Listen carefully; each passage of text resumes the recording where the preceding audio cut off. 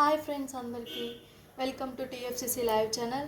So ఈరోజు అయితే మనం చిక్కుడుకాయ కర్రీ చేసుకోబోతున్నాం. ముందుగా చిక్కుడుకాయలని అయితే ఒలిచి ఈ విధంగా ఉడకబెట్టుకోవాలి. అలాగే ఇందులో కావాల్సిన పదార్థాలు ఉప్పు, కారం, ఆయిల్.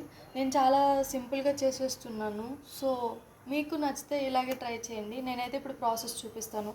ముందుగా ఇలా ఉడకబెట్టుకున్న చిక్కుడుకాయలని తీసి పక్కన పెట్టుకోవాలి ఒక ప్లేట్లో. అలాగే తర్వాత తయారు చేసే విధానం చూద్దాం.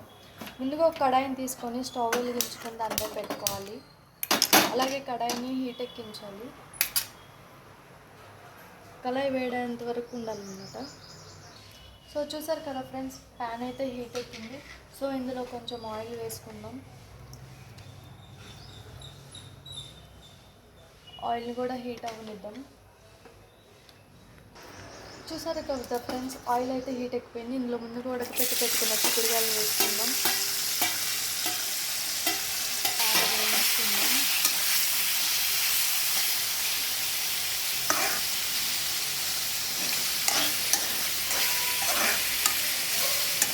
వీటిని కూడా ఆయిల్లో బాగా హీట్ ఎక్కనిద్దాం ఫ్రెండ్స్. ఒకసారి ఇలా కలుపుకోవాలి ఫ్రెండ్స్. ఒకసారి గట్టిగా చూసారు కదా ఫ్రెండ్స్, ఇలా అయితే కొంచెం వేయండి. సో నేను కొంచెం సాల్ట్ వేసుకుంటున్నాను.